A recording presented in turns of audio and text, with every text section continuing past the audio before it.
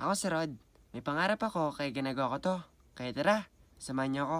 Ay mga karod, ngayong araw nga pala may simba na naman kami. At after nga namin magsimba mga guys, alis na naman kami ngayon. Exit nga ng outing sa pastor mga guys para daw makapag-enjoy naman yung mga bata, pati na din kami mga matatanda. Ang dami nga namin dito yung mga ibang ay nauna na dun sa resort ko saan kami pupunta. Medyo malapit nga lang yung resort na pupuntahan namin ngayon. Alis kasi tabi lang naman ng barangay namin. Kahit maglalakad nga lang ako dito ay mapupuntahan ko to kasi sobrang lapit lang naman dito sa amin. Habang nagbibigay nga kami dito sa resort na sinasabi ko mga guys, yun daw naman dito ay ginagawa pa. Pero hindi naman nga kami nagtagal doon mga guys kasi pinadaan naman kami ng loader. Ang nakalipas nga ng ilang minuto mga guys, nakarating na nga kami dito sa resort na sinasabi ko. Nabi ko naman sa inyo, malapit lang din naman itong resort na pupuntahan namin ngayon. Pagdating nga namin dito sa resort mga guys, nagtulong-tulong naman kami para mabuhat yung mga gamit na dala-dala namin. Konting gamit na nga lang ibababa namin dito kasi yung mga ibang gamit kaganina ay binaba na nila. Bago nga pala kami pupunta dito sa resort mga guys, bumili na nga pala kami ng yelo kaganina para na malimagan yung sakmura namin kasi sobrang init na nga ngayon.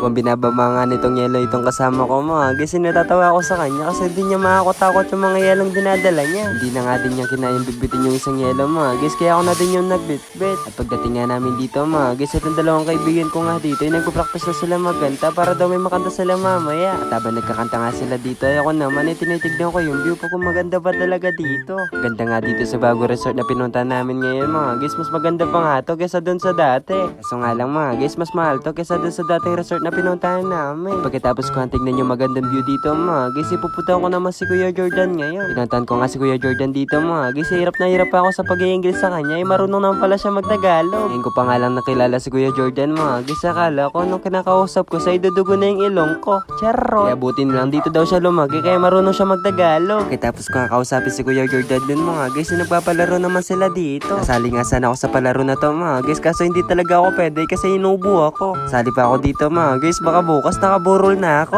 Charot! At pagkatapos naman nila maglaro mga guys, pinakain na muna sila bago sila mag-swimming. At syempre hindi pwedeng sila lang yung kumakain mga guys, syempre ako din kasi gutom na yung mga alaga ko sa tiyan.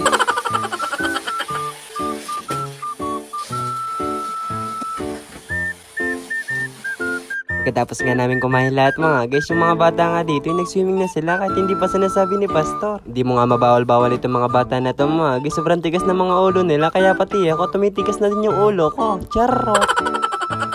Bawal nga ako mag-swimming dito mga guys kasi nasabi ko naman sa inyo na may lagnat pa ako. Dahil nga may lagnat ako dito mga guys, ginawa ko na lang dito, ibinabantay ko yung mga batang hindi pa kaya lumangoy. Pero kung wala naman ako lagnat dito, yung mga batang hindi marunong lumangoy dito, ituturuan ko sila lumangoy kahit langoy haso lang. Charot! Inip nga ako doon sa pesto ko kung saan ako nagbabantay ng mga bata mga guys, kaya lumipat na lang ako dito sa may upuan. Lumipat nga ako dito sa pesto ko ngayon mga guys kasi yung pesto ko ganina ay sobrang init na tapos hindi pa ako nakapag-sunscreen. Kaya kung hindi pa nga ako lumipat sigurado dito mga guys, maya lang ay parang lechon tao na ako. Charot! Nung nainip na nga ako doon sa pesto ko mga guys, sinubukan ko nga tumayo dito para makapagbantay ako na maayos. Habang nagbabantay nga ako dito mga guys, wala akong kaalam-alam na itutulak pala nila ako. Buti na lang hindi ko dinala yung cellphone ko. Kahit nga tinulak nila ako dito mga guys, hindi naman ako nagalit kasi always happy ako. Charot!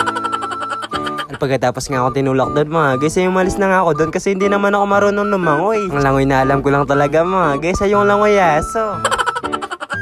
Pagkatapos nga nila ako itulak doon mga guys, ginawa ko na lang yung devotion ko dito para pag uwi sa bahay, wala na akong gagawin. At ang devotion ko nga na to mga guys, araw-araw ko nga din ginagawa para mas kumapit yung communication ko kay God. Kaya ayun lang. Bye-bye!